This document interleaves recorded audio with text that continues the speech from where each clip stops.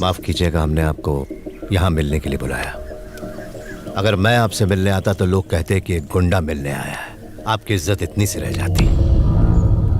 दरअसल बात है उन लोगों के मुआवजे की जो 6 महीने पहले फायर एक्सीडेंट में जल के मरे थे। हर परिवार को 2-2 लाख रुपए देने की बात हुई थी, पर आपने उन्हें 75,000 में निपटाने की कोशिश की। जब लोगों ने आवाज उठाई तो आपने उन्हें धमकाया, उन्हें पिटवाया और यहाँ तक कि उन्हें उन पैसों को भूल जाने की धमकी भी दी। वो 15 परिवार फरियाद लेकर मेरे पास आए थे। अपनों को खोने का दुख तो नहीं पता होगा। आपने जो भी किया वो गलत किया। मेरी गुजारिश है उन्हें उनके हक के पैसे दे दें। धमकाने का नया स्टाइल है। मेरे पास भी तुम जैसे सड़क छाप गुंडों की बहुत बड़ी लिस्ट है। मुझे डराने की कोशिश मत करो। तू गली मोहल्ले का गुंडा है तो मैं कॉर्पोरेट वर्ल्ड का गुंडा हूँ।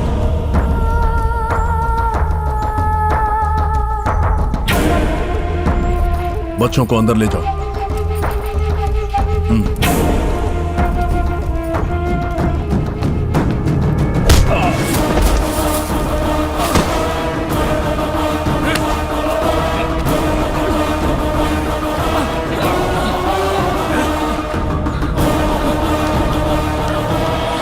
लातों के भूत कभी बातों से नहीं मानते।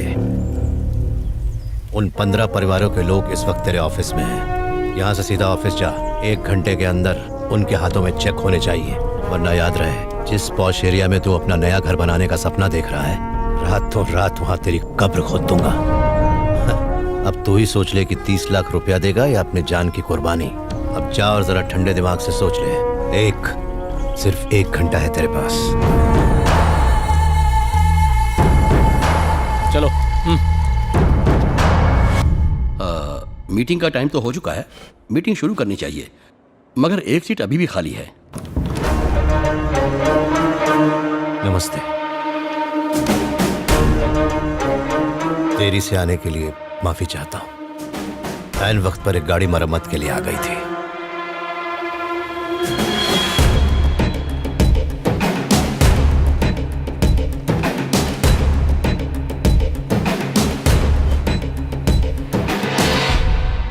मुकेश राणा के प्रोजेक्ट के बारे में बात करने के लिए हम सब यहाँ जुटे हैं। मैं चाहता हूं कि आप सब खुलकर इस पर अपनी राय दें। मुकेश जी से हम अच्छी तरह वाकिफ हैं। ये प्रोजेक्ट आम लोगों और इनके बिजनेस दोनों के लिए फायदेमंद है। और यहाँ बहस की तो कोई बात ही नहीं है। मेरी मानो तो हम सबको एक मत होकर इस प्रोजेक्ट को हाँ कर देना चाहिए। बिल्कुल सही कहा। ये प्रोजेक्ट हमारे लोगों की भलाई के लिए है। इस प्रोजेक्ट को जल्द से जल्द शुरू कर देना चाहिए। अगर उन झुग्गी में रहने वालों को पक्के घर मिल जाए तो हमारी पार्टी को भी कोई एतराज नहीं होगा। मुकेश जी ने जो प्रोजेक्ट हमारे सामने रखा है उस बारे में आपका क्या ख्याल है सत्यम जी? जो प्रोजेक्ट गरीबों की भलाई के लिए हो वो तो जाहिर सी बात है अच्छा ही होगा। बस मुझे एक छोटी सी बात खटक रही है। अगर हम स्लम्स में से गरीबों को हटाकर जमीन आपको दे दें, जो कि आपकी सबसे पहली डिमांड है, तो क्या आप पहले उनके लिए घर बनाएंगे या कमाई के लिए कमर्शियल कॉम्प्लेक्स? प्रोजेक्ट पूरा करने के लिए मुझे पैसे चाहिए होंगे। इसके लिए बेहतर होगा पहले मैं अपनी लैंड डेवलप कर लूं, जिससे मैं कैपिटल रेज कर पाऊंगा। यह हमें मंजूर नहीं।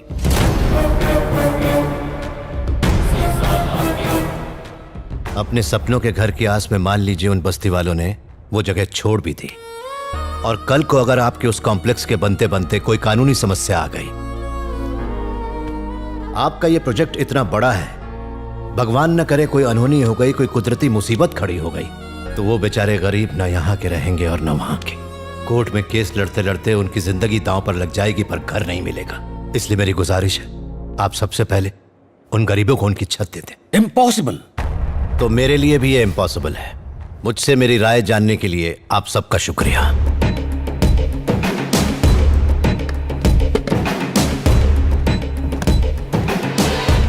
इस बात को हमें यहीं खत्म करना पड़ेगा। बाकी किसी को कोई प्रॉब्लम नहीं है, और आप एक मैकेनिक की बात सुन के प्रोजेक्ट क्लोज कर रहे हैं। अगर हमने जबरदस्ती ये प्रोजेक्ट शुरू किया तो लोग न्याय और मदद के लिए सत्यम जी के पास ही जाएंगे। इससे पहले कि कुछ बखेड़ा खड़ा हो, प्रोजेक्ट बंद करने में ही भलाई है।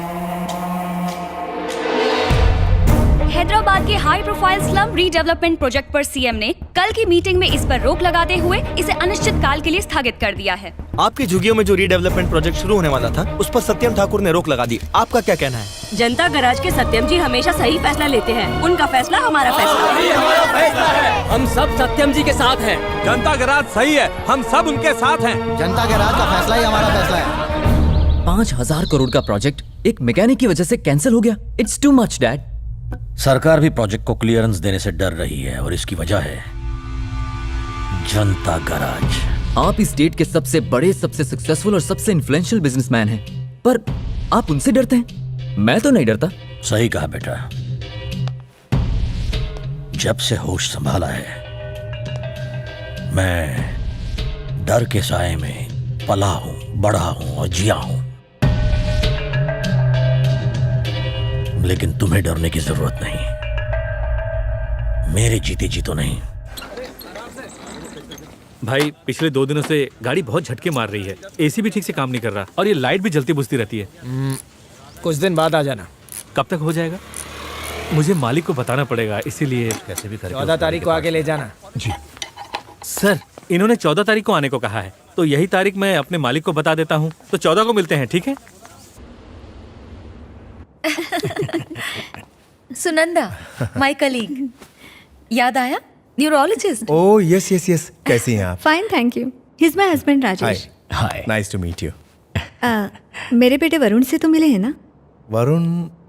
अरे हाँ, वही जो पार्टी में मिला था। हाँ। वो आजकल क्या कर रहा है? 5 साल तक उसने आईटी कंपनी में काम किया, अब उसने अपनी ही कंपनी खोल ली है। बहुत अच्छा कर रहा है। हाल ही में उसने आपकी बेटी को किसी फंक्शन में देखा था। वो उसे बहुत पसंद करता है। यहाँ तक कि वो उससे शादी करना चाहता है और हम तो इस रिश्ते से बहुत खुश हैं। इसलिए हमने सोचा कि आपसे आकर बात करें। थैंक्स फॉर आस्किंग सुनंदा, पर दरअसल हम ये चाहते हैं कि हम अपनी दिया की शादी आनंद से ही करें। हमें भी यही लगा था, लेकिन हमें पता चला कि उनकी बिल्कुल जमती नहीं है और वो हमेशा छोटी छोटी बात पर बच्चों जैसे झगड़ते रहते हैं। आपने सही कहा, पर मैं और नीना काफी दिनों से उन दोनों से इस बारे में बात करने की सोच रहे हैं, पर हमें मौका ही नहीं मिल रहा है। God knows what's going to happen.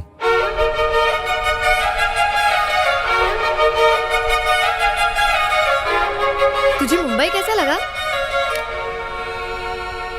ये मुंबई नहीं, बल्कि मेरी आजादी की पर है। फ्रीडम। तू यहाँ कौन सा कोर्स करने वाली है? मैं यहाँ कोई कोर्स करने नहीं आई हूँ। हैदराबाद में ना सिर्फ फुल रिस्ट्रिक्शंस थे। ये मत करो, वो मत करो, फ्रेंड्स के साथ बाहर मत जाओ। शाम हुई नहीं कि कर्फ्यू लग जाता था और मैं वहाँ क्या करती थी? बुद्धू की तरह घर में बैठी रहती थी। And you know the saddest part, boys मुझसे बात करने से भी डरा करते थे। You call it a life? तो आगे का प्लान क्या है? मैंने कुछ प्लान नहीं किया है, और हाँ, मेरा जो दिल करेगा मैं वही करूंगी। फुल ऑन अपनी लाइफ मैं जीना चाहती हूँ। जैसे ही सब लोग सो जाएंगे ना, हम पटाखे जलाकर उनकी नींद हराम कर देंगे। हाँ, ये लो। ओके? इतने बम पटाखे फोड़ेंगे ना कि मजा आ जाएगा।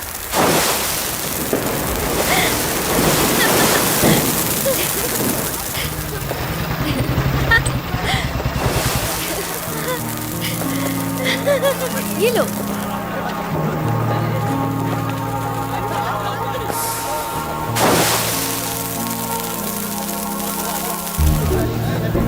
वो हमें कब से घूरे जा रहा है।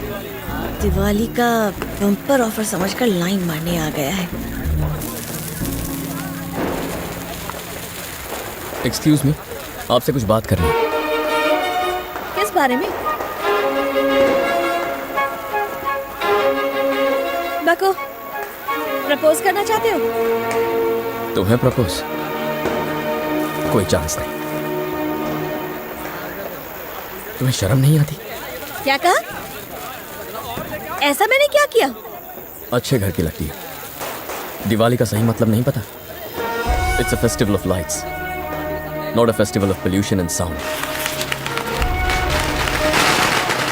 वो तो बच्चे हैं, तुम बड़ी हो, तुम्हें उन्हें गाइड करना चाहिए। जरा सा कॉमन सेंस यूज करो। टीवी में, न्यूज़पेपर्स में पोल्यूशन फ्री दिवाली के बारे में कैंपेन्स किए जा रहे हैं। हट। हे?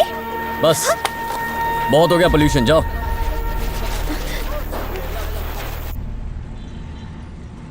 तुम्हारे बाल बहुत अच्छे हैं। ओके ओके, बहुत मस्करी हो गई, चलो काम करो। हाय, गुड बाय। अरे ये सैंपल कौन है? जब से देख रही हूँ घुरे ही जा रहा है। ठरकी है, चेयरमैन का बेटा है। लड़कियों को एकदम हवस की नजर से देखता है। अगर उससे पीछा छुड़ाना चाहती हो ना, तो उससे कह देना कि तुम्हारा कोई बॉयफ्रेंड है या तुम शादीशुदा और बच्चे भी हैं। हेलो, मेरा नाम है प्यारे लाल। आज इस बागान में नया फूल दिख रहा है। आज ही मैंने ज्वाइन किया है। आय हाय, ज्यादा काम तो नहीं है ना? मुझे कुछ मेल्स ड्राफ्ट करने हैं। अरे तो इधर घुमा दो, सैलरी का टाइम पास के लिए देते हैं। ए बाजू वाले, चल बन जा काम वाले। लव के बारे में क्या ख्याल है? अभी कॉफी पीने का ख्याल है। अरे रुको ना, लव के बारे में अपनी फीलिंग्स नहीं बताई। Love is nice. लव करती हो किसी से? मुंबई में मुझे लव कैसे हो सकता है? क्यों, मुंबई में लड़के नहीं है क्या? ऐसी बात नहीं। मुझे जब लव होगा तब मैं ऑफिस नहीं, शिवाजी पार्क, बीच या फिर किसी रोमांटिक जगह पर अपने लवर के साथ वक्त बिताऊंगी। फंस गई। अक्सा बीच जाकर सनसेट देखना मेरी रोमांटिक फैंटेसी है। तो चलो चलते हैं। पोल्यूशन। क्या?